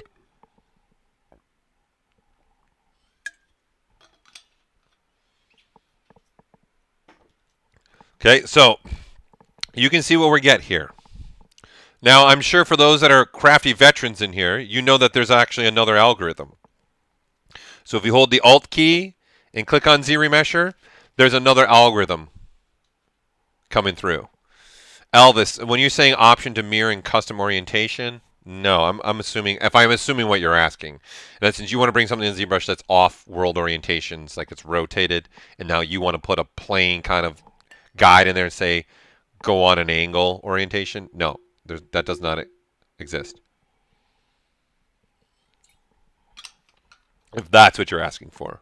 So I'm assuming this is what you're asking for. I'm assuming, okay, this model's looking straight on, right? But if you have something that's like this, right now symmetry, right, isn't going to work. You want to be ear, like that, in essence, right? There is one thing that you can do. Listen, and it's meant to not work on very, very like super dense, but there is in the symmetry, use posable symmetry, right? So that will work. So it's always a yes/no question. It's a yes/no answer for you. So yes, you can do that, but this will only work is if the topology is symmetrical. That's what we're using. We're finding out that the left and right side of this mesh, the topology on either side is symmetrical. So even though this is on an angle, obviously I can still see work on both sides, even though in the world this is sitting on an angle.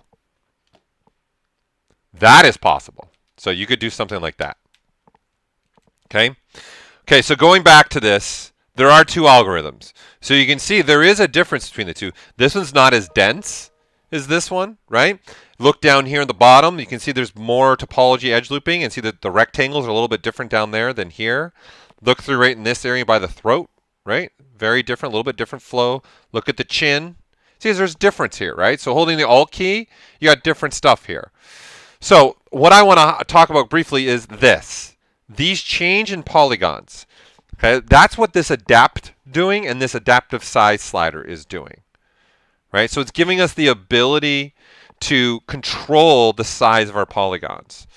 Okay, so when you have the adapt on, that part of the algorithm in essence is looking at the mesh, it's evaluating, it's understanding, hey, this is like an ear that's flowing this way.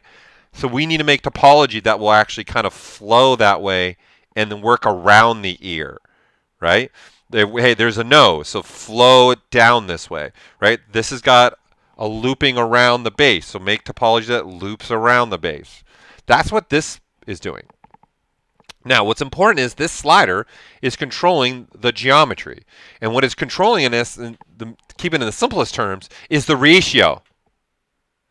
Bye, Seagull.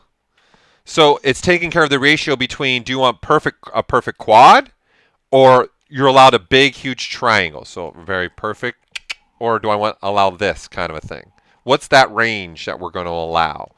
Right? So when you go lower, so if we put this at 1 and remesh this, you're telling now the algorithm, I want everything to as close as you can to be a perfect square. Okay, the lower you put that slider, this is important because there's other features. Maybe I want this nano meshes down the road. I can think of right off the top of my head already. There might be times where I want perfect, as close as I can, quadded meshes. Right? So you can see the difference now.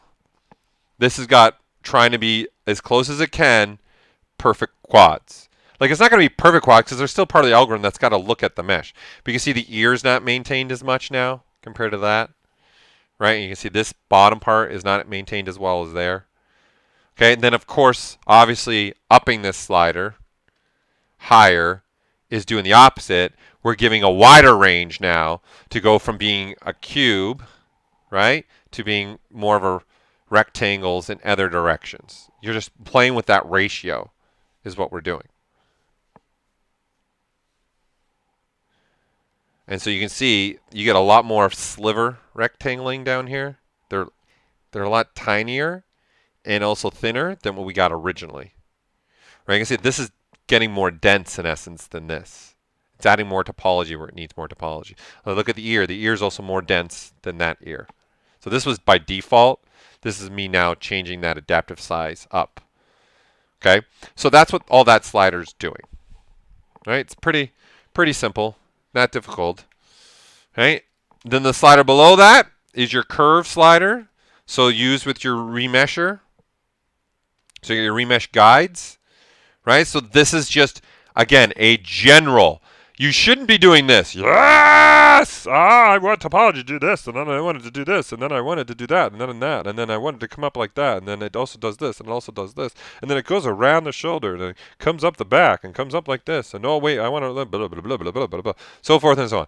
This is now you're taking away automatic retopologizing, and now you're just trying to be a user-defined 100%. Doing something like this would be more like doing a hand polygon. So these are just meant to be more of a gesture, like guide. Guide is the word I'm using here. Not, right? And saying I kind of want it to flow along that way and make sure it flows like this along that part of the face. And maybe, yeah, just kind of guide that a little bit more for the ear to do that kind of a flow, right? So this slider then is just telling it how much should it act as a guide. So the lower you put it, the more it's just like just a general guide. The higher you put that curve strength slider, the more it's like, no, I want to try and put an edge as close to this curve that I've drawn here. Okay? So this is what we're trying to do. So you see, that's really put an edge, pretty good edge right there, an edge right there, and an edge right there, right?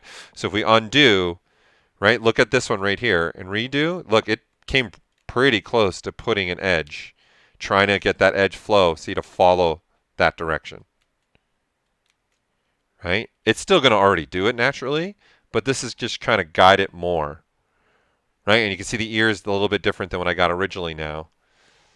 Not huge changes. So that's all these curves are doing.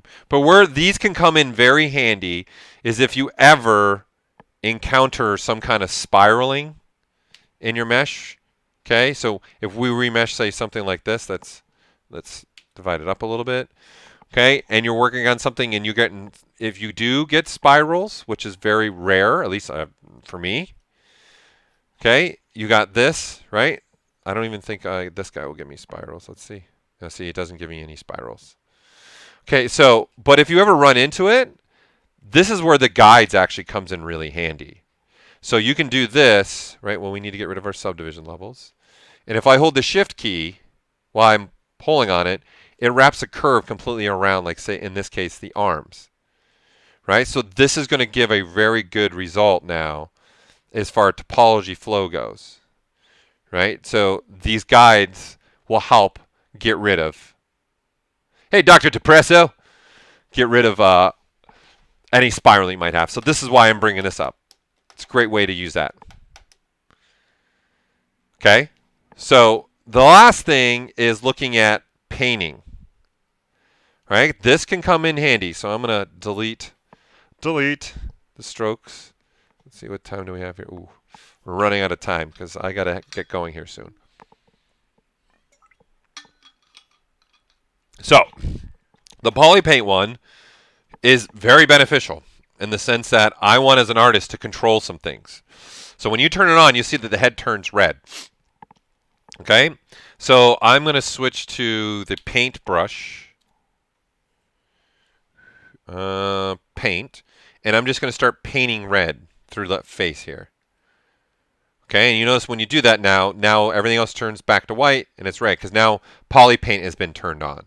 Right, so this little icon here, once I've applied the paint, we're turning that on. And then now this is what you get. So, going back to this, there's a slider. And you can see there's a color density of 2. Okay? So if I crank this to 4, you're going to see the color in red is very different saturation-wise. Okay?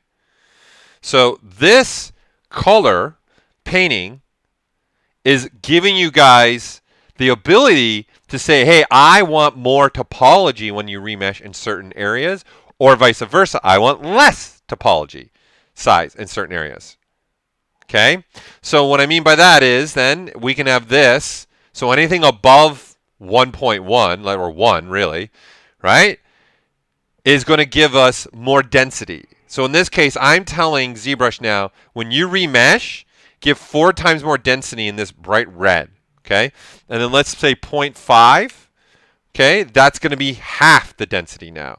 So if I say, let's put that up here on the top of the head, because this is going to get covered by hair anyways. So why do I want to waste putting a lot of topology in this area? If I'm going to have some kind of other subtool, or I'm going to use next gen herring, or whatever it might be, right, covering this, why do I need to have density here? I don't. That's pointless. Okay? So then now when I go and say, let's remesh and see what we get, not only are we now using everything that we've been talking about, but ZBrush is looking at this paint and saying, okay, you got really this 4 times in the front of the face, you get half the density in the top of the head. So the face should stay pretty close to what we're already even looking at, and the head will have bigger polygons. So you can see it's getting pretty much almost like the face never changed. So you can see how much more dense, and you can see, look how much less density. So you see this was default. Look at the default compared to now, right? See, there's way less density here than here. This is important because there's times I'm sure you guys have had parts of your sculpt, and let's just say in this case a face, where you want to put way more detail around the eye, right? And you're just not getting it, and you have to keep dividing. Maybe what your solution should be is, how about I remesh and then just tell the remesh to have more density in that area that I'm caring about more than another area. This is where you guys got to start thinking about using this in that sense, putting it in a workflow, right? Because if I go backwards and I've been sculpting here, right, and I want to change this, so let's just make this all white, right? And let's just say, for the sake of argument now, the eyes, I want to put some crazy details in it because camera-wise, I'm going to do something extreme close-up like this. So obviously, the only really important part of this face, if this is going to be my final render, my final piece, is this area, right? In particular, the eye. So why not, let's put more density in that area, right? So now I can say, that's going to be pretty important. So let's just do 3, and let's just paint in that area right through here. This is going to be really important for me. So let's have 3 times more density there, right? And then let's just have less density everywhere else. So let's say 0.5.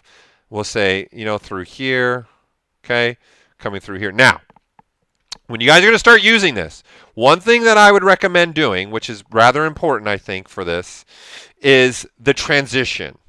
Right? Because there's still, even though we're painting, like you guys obviously could do this. Whee! Right? What's really the point? Right? So when you have transitions, and so what I mean by that is color transitioning now. So I've got this red that's 3 times the density, and this blue that we're looking at now is half the density. So that's going to be a big change, right? That's going to be pretty dense to not dense really at all. So what I would recommend everybody, look up here, is when I'm holding the shift key, I would turn off the Z add, and I would blur that transition, right? I would blurring this red transition and all this painting transition through here. I would blur that so it's got a slower rate of color between the two, right? So then when I go to remesh this, my goal is I'm hoping I'm going to get pretty still density here, and it's going to slowly get bigger, and then big, right? But I'm not going to have crazy ugly topology. That's my goal here, that I'm trying to make that transition. So it's got a better flow happening, right? So you can see specifically through here, see that flow? This is just a smoothing thing, right? So you can see that flow, there's a transition happening here, right? Where it's a slow dent to the big polygons, right? Compared to if we don't do that, right? Keep it very harsh and then remesh that. That is kind of like a harsh transition. You've got that red, and then all of a sudden the blue. I only stream around Halloween.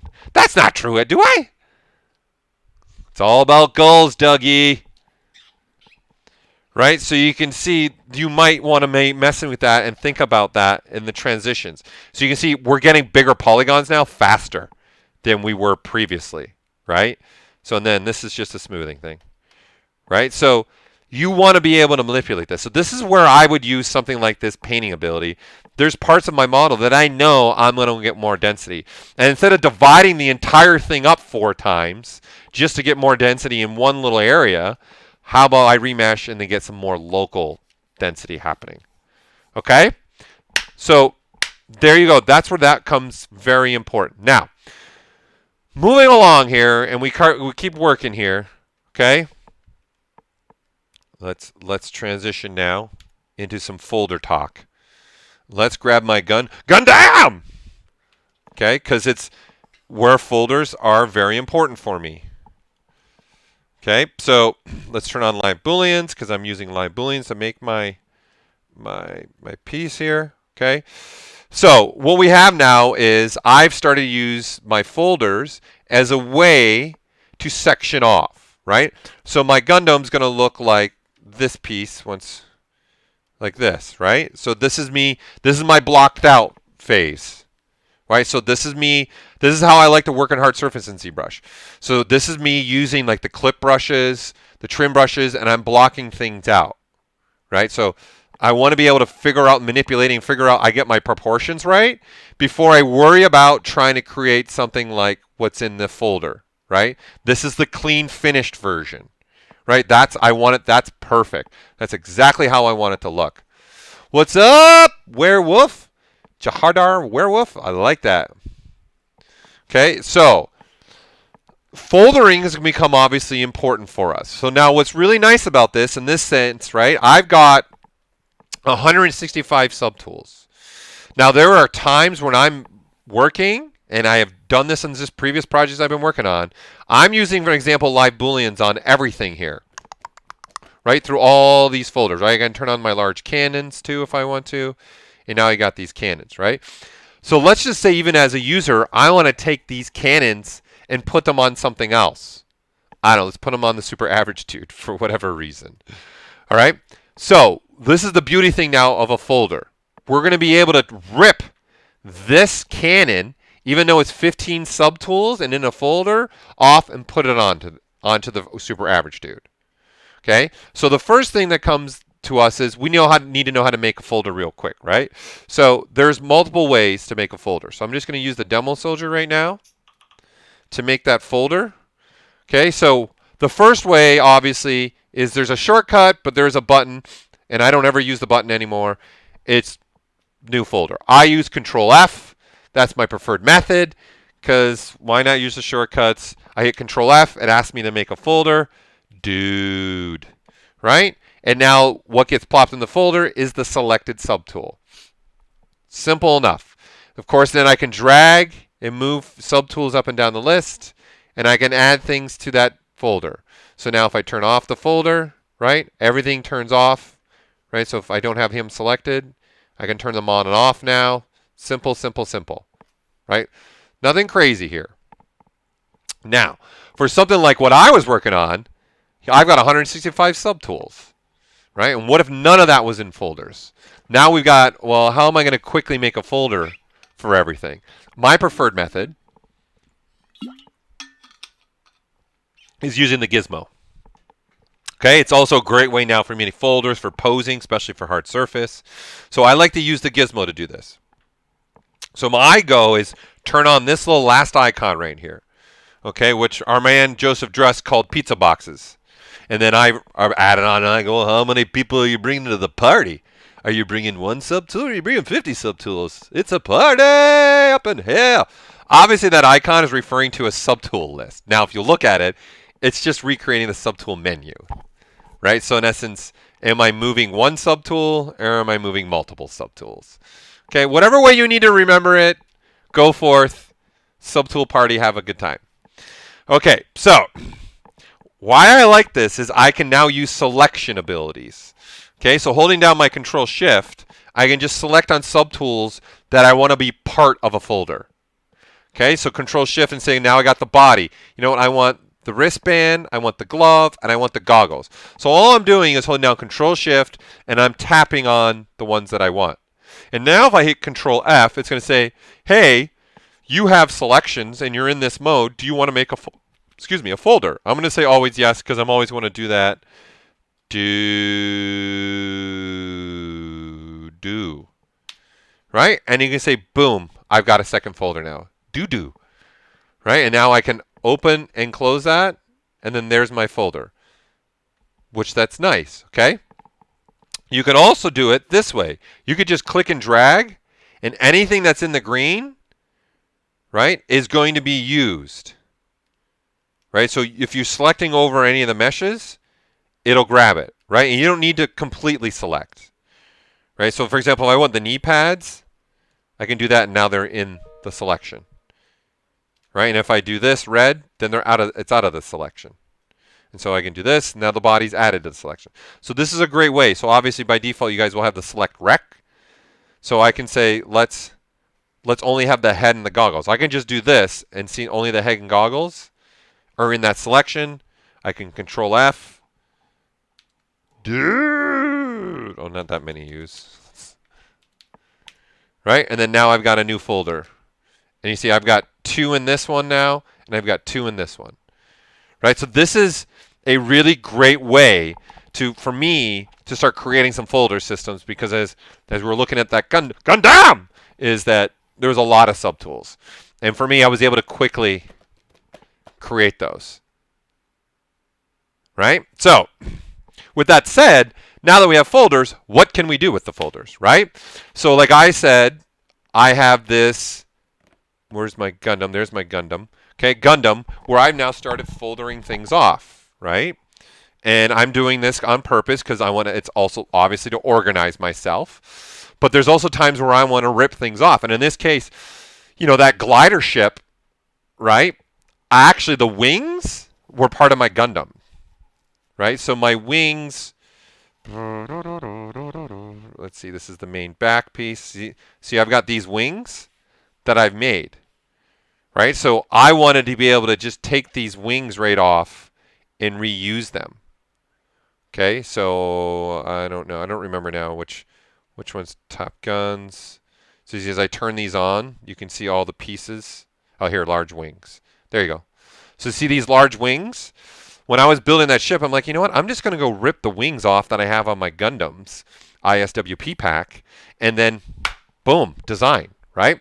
So this is where some like this will come in handy. So let's look at the large cannons. So let's just select that folder. It's collapse, so you can open and close it by clicking on the folder icon. We'll open and close it. And what I'm going to do is I'm actually going to come up here to a plugin, and I'm going to go into Subtool Master. And this is really great now that we have these folders, because everything you see in this Subtool Master now can be driven by a single folder. Okay? So I can, for example, if I select this torus now, right? There's a little gear, and there are options here. Right? So I can say transpose set, okay? And now all the subtools in that folder are selected, and now I can automatically move those where I want to. Yes, symmetry's on. Okay, so now I can have manipulation of every single subtool, and I can have a quick, so I don't have to even do the selection things anymore. I can just say, you know what, select by transpose set, and then I can say, hey, you know what, the neck's not moving with this, right? So that means I made a folder with just the neck. And then I can say, watch this. So here, let's zoom in close to this. Right? So you can see the neck is not selected. And you can tell because it has those, like, it's more of like a, looks like line, okay, to it.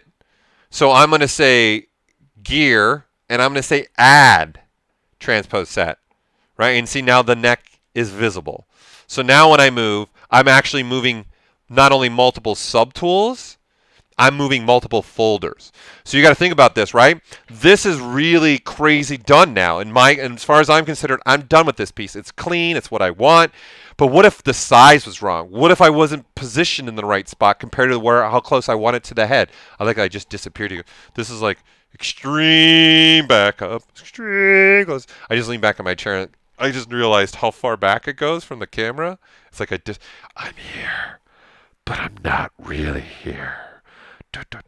Okay, so This gives us that ability, and then it's quickly also, I can do whatever I want, right? I can add anything else. I can say, let's add the large wings to this, right? And now I can move the wings and the torso as a unit, okay? Or I can say, you know, that's ridiculous, Paul, much like you and your jokes.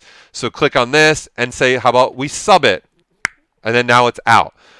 So again, this is like a cake to me, man. I'm layering things on top of things to make my life easier and get to the end result a lot faster, right? So when you start working on like this kind of a piece that I'm working on, you need more flexibility. You need more movement, right? So that's why we have these gear options. So in the stake for, hey, you know what? I really like this torso. And, you know, I don't want it to be all the subtools. I want it to be one. I just want, give me the Boolean result. Because right now we're using live Boolean. So you see if we turn it off, this is really what my piece looks like. Right? You can definitely see that there's wings there and there's some cannons and guns, but there's a bunch of craziness. But I'm using a lot of live Booleans to do what I need. It's like my lifeblood. Right? It's like my placenta in my blood, man. I gotta have live Boolean, especially when I'm doing hard surface. I use it all the time. Okay, so let's say an example, like for these wings, right? These wings were made up of like 50 or 60 subtools. When I wanted to go to that ship, I didn't want to bring all 50 or 60 over, okay?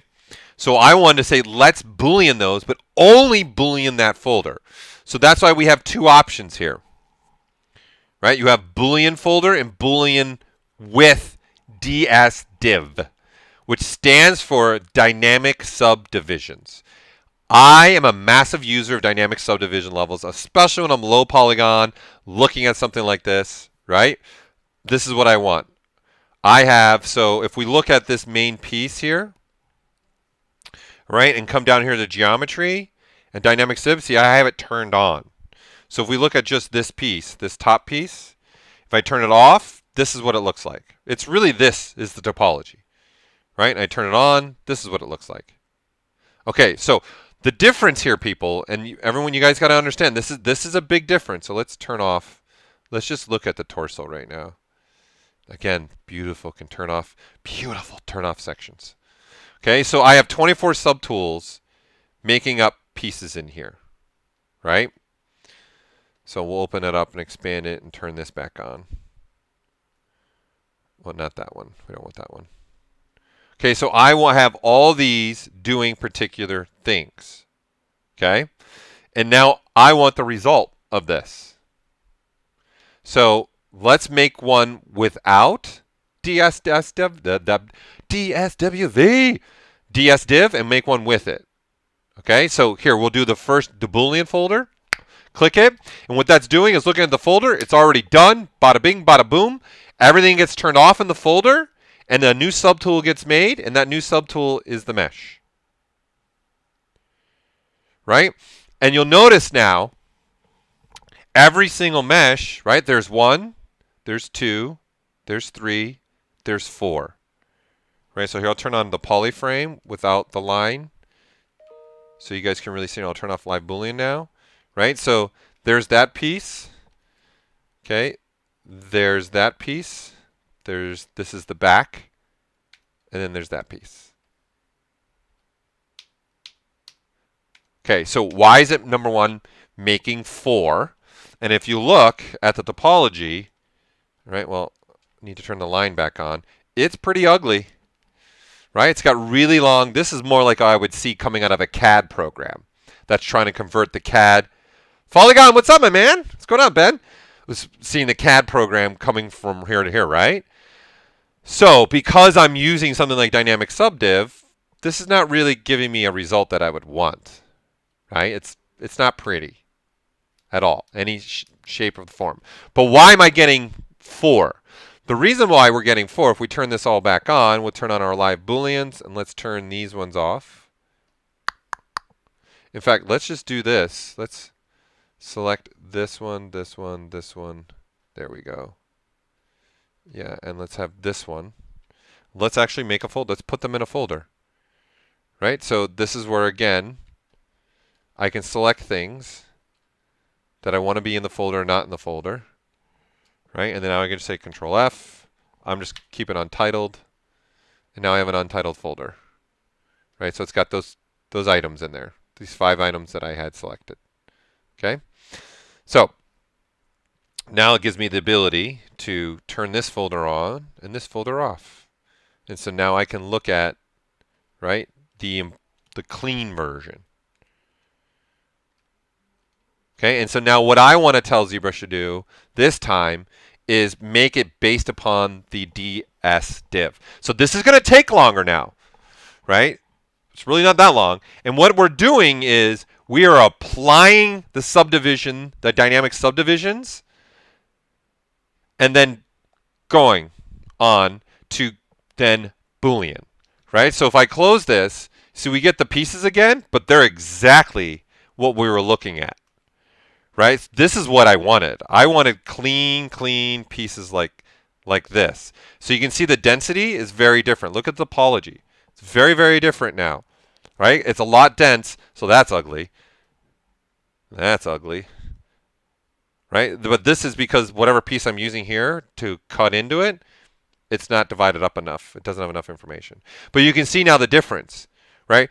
This is what we have now compared to what we had with the untitled one, right? If we look at these two, look how different that is. It's very different. This is important, people, because the people that I see using live booleans, they're creating geometry like this. And you guys got to think about this. Now when we go to say try and remesh it, this one's going to have a way harder time to give you a good retopologized remesh compared to this one. This one's going to give you a way closer, almost perfect result because there's more actual topology there for the remesher to use to figure everything out as well.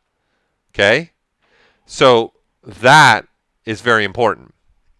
I don't use the Q grid very often, as much with the dynamic subdid. I use it only when I know I'm making something that's going to be cubed, right? And so what I mean by that, for those that don't know what me and Ben are talking about right now, so like I did like a Gundam hanger. I don't even know if I have it. Let's see. Let's see if I can. Let's see. Let's just grab a cube. Let's just grab a cube. Handy dandy. Make it. Go to initialize. Let's make a cube with a little more density. Let's go 8 by, let's go 16 by, let's go 8. Okay, so we got something like, so what Ben's bringing up, okay, and you know what? It's important, I think, because I use dynamic subdiv a ton. Okay, when you got something like this, in dynamic subdivs, when you turn it on, you're going to get that. You're going to get a soft, nice look to it, right? And that's because the cube's pretty dense, right? Well, it's not real dense. Okay, so this is being controlled by this smoothness, right? The higher I put this smoothness higher, the more it looks. So what we're doing is giving you a preview of what forced subdivisions look like. That's what we're doing here, right? I'm a big component of using creasing. I love to crease, right? So I can crease by polygroups, and now it's the nice cube again. But I like to turn down this crease level to say something like 2, and I can get that smoothness again. That's more what you want for a hard surface. The problem you have with hard surface in the digital age is it looks too perfect, right? Nothing exists in the world that looks like this. It doesn't exist. You don't have the ability to do this, okay? Like, look in your room right now that you're at. There is nothing with a super crisp, 100%, 90-degree edge. It does not exist, okay? So I want something like this, right, to have ability of, right? And then, of course, if I drop this, keep dropping this lower, see, it gets more smoothing through there. So it's using these two sliders together now. I'm using them as a unit, okay? So what Ben's bringing up is there's 3 ways to look at dynamic subdiv, okay? And I can even uncrease this all, right? And what I can do is say not only smooth, but do a flat one first. And then see, now you'll do this, and I can get to pretty much what I was doing with creasing. But the difference is now we're previewing 6 subdivision levels. So this is an old trick where people used to do this. They used to turn this off, divide a couple times, and what we're doing is actually adding polygons, turn the smoothing back on, and then divide, right? And then now you get this again. So the difference here is we've got subdivision levels, and we're at 163,000 polygons. Okay? So I want this look, but I don't want 163,000 polygons. That doesn't make any sense. So this is why I love dynamic subdivs. There are people that don't embrace it, and I'm just like, you're crazy. They're amazing. Okay, so boom. I'm only at 642 polygons. So if I start using something like ZModeler, right? And I start going on this, and I start manipulating this, and let's say QMesh now, I can actually watch this change on the fly, right? I can see what's going on here on the fly. I don't need flat, right? So you can see this, like this, right? And what's going on here is these are not creased over here now. So if I can hit the old crease Paul Gaboury, boom, right? We're good to go. Now, we've got something like this going, which looks great. Now, let's delete some edge looping here. So to get back to what Ben was bringing up. Now, you know what? Forget it. We'll keep it. I'm going to do a split now. I'm going to do a split point. Okay, and then now I'm going to say, let's QMesh that by polygroups. And do, let's see, it's got two polygroups happening. So I'm going to say, you know what? I don't want, these two polygroups are the same. So not only do I want polygroup, but I want a polygroup and a flat. Right? So I want polygrouping and flat ability to happen. So I'm going to say flat and polygroup together. And then do this. And I'm going to change my polygroup by tapping the Alt key on the fly. And then this one doesn't move, but it still stays red. Bye, Adam. Thanks for coming by. Okay, so the difference here now is you look, this is more starting to get rounded. This is more squared. Right? So if we took this here, let's duplicate this, and let's put it on something really simple so you guys can definitely see the difference here. So let's go back to the default cube here. Okay, so you can see it's rounding off, right, a little bit. So I'm going to say, you know what? Let's go ahead and let's just crease by the polygroups. Beautiful, beautiful, beautiful stuff. I'm going to split here, and then let's QMesh and pull that out. Right? So now I'm getting this approach that I want. Okay, so I'm going to add another, insert an edge loop here, maybe another one there if I want to. So I have abilities to do whatever I want. Okay, so this cube is still cube shape, and this is starting to become more of a cylindrical shape, right? So I want to keep that kind of idea and that concept through there. All right, so what I want to do now is say, if I turn on this Q grid, this is now what we get.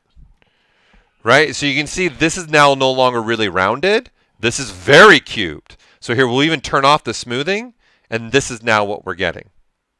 Okay?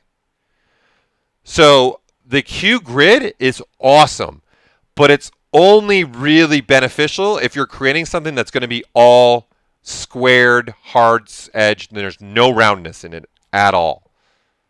Right? So this grid is now allowing a bevel to automatically happen to every single edge. Right? So there's now two edges on every single edge side. Right? So I'm beveling it, or I can chamfer it. So it's rounding or flat.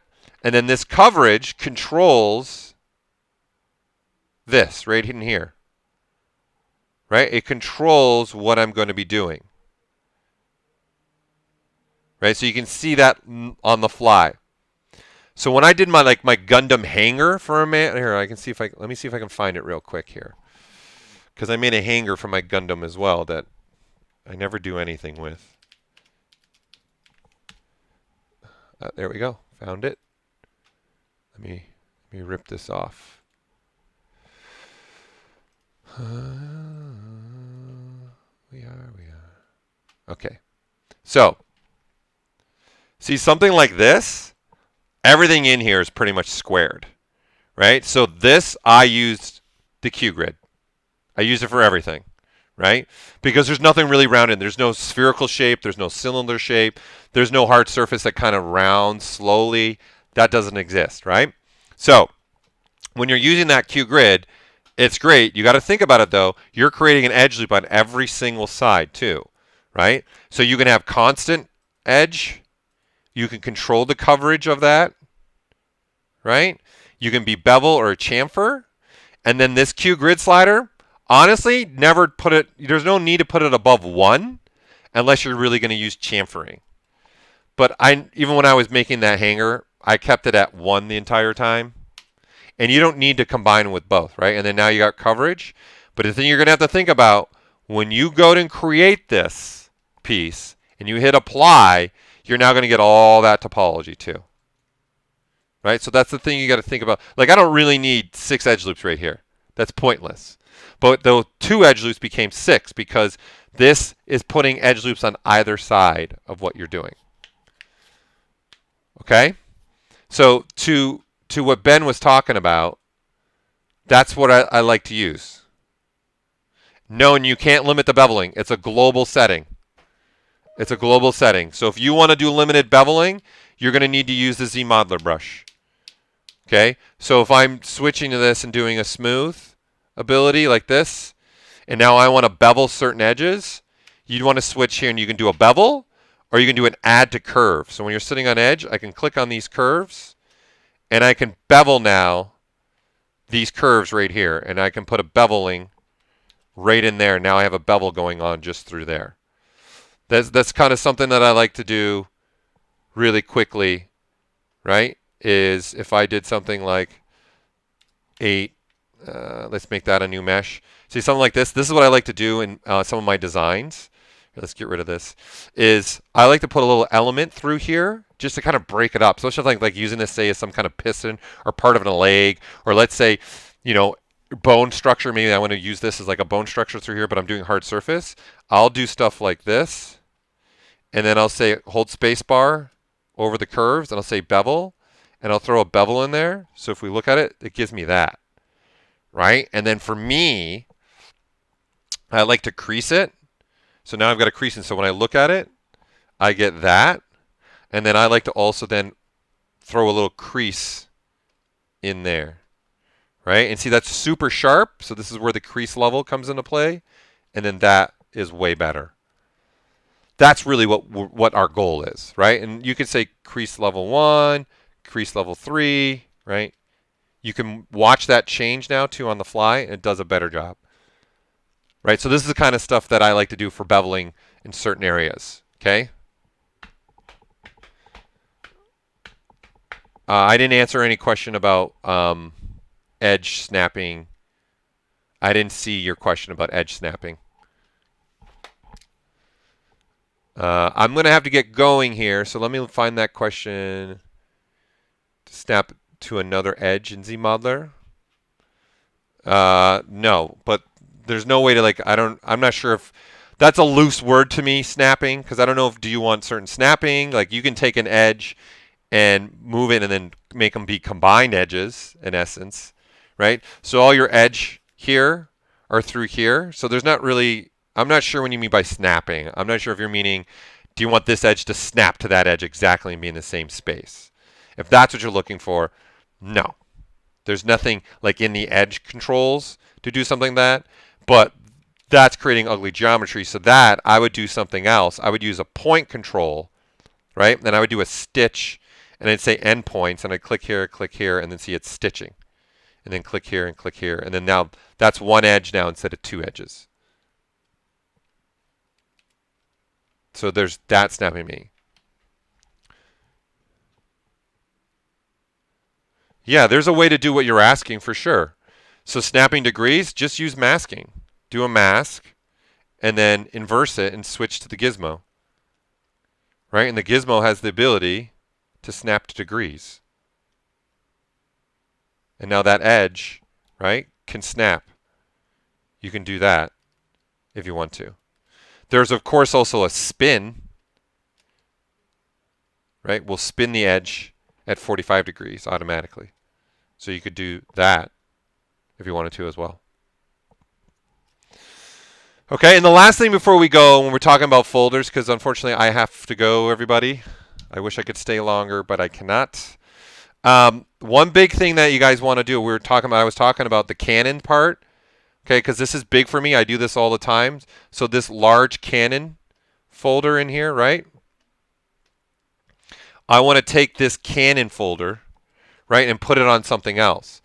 So if you guys have the folder selected, right, if you're selecting this folder, you can, in the Subtool Master, turn on folder only, just like the gear does, and there's a copy folder right here. So I can say copy folder, select another mesh, right, come back here, and you see now it'll say paste folder. And I just click paste folder and sit back. And now it's taking only the folder of the Canon, and we're putting it on the super average, because he's got to be super average, man. He's got to have these massive Canons, right? And then there you go. And now I've got that folder. Here, let's get rid of the curves, right, in here. And now we've got these guys, right, sitting here. And then now I'm going to say, okay, I want to manipulate all the subtools, but just these, right? This is all I want to do.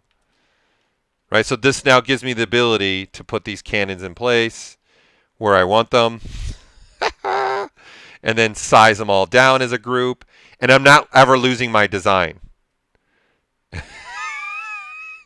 I love it. You guys got to have fun, man. Got to have fun with this. Yes, he's going to have Canons for ears. Right, so this is, I do this all the time, right? And now I've got, got the Canons there for him, ready to go. Okay, so unfortunately, everybody, I got to go.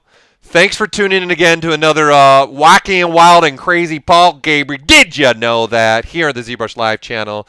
I'll be seeing you again next month. I will be streaming next month, okay? So please tune in for that. I appreciate you guys all coming. If there's any last-minute question I can answer, throw it up there now. Hey, Polygonal Ben, too, who streams with us, thanks for coming by. Hopefully you guys took away a lot from this. More to come. I did a lot of tangents with this one. Okay, so I really appreciate you guys tuning in. It's a lot of fun to be able to communicate with you like this. I enjoy live working over making videos personally. Okay. Unfortunately, I can't say when the update will be and when it's coming. Where did you guys get these rumors, too? Where did these rumors start? Now I'm intrigued, because Doug E's also throwing in that there's a rumor we're giving you guys the new features that we showed at the summit. Where did you guys find this out? Because we've said nothing. Write a new book? Yeah. I thought about it. I definitely thought about writing a book. Book's a lot of work. It's a lot of work. But if I'm going to write a new book, I want to go crazy with it. I want to do something really cool. Like, I want to take that Gundam and break it down for you guys in the book, and take another project and break. I want it to be like project-based book. Oh, you got it from Doug E? Oh, Doug E, you're spreading rumors. You're spreading rumors, Doug. So, unfortunately, I can't say when that version's going to be hitting the market for you guys to get on it. Okay, so I'm on my way out. Have a great weekend for those in the U.S. and celebrate everywhere else. Happy Halloween. Enjoy next week's Halloween. Have a great night. I'm out. See ya.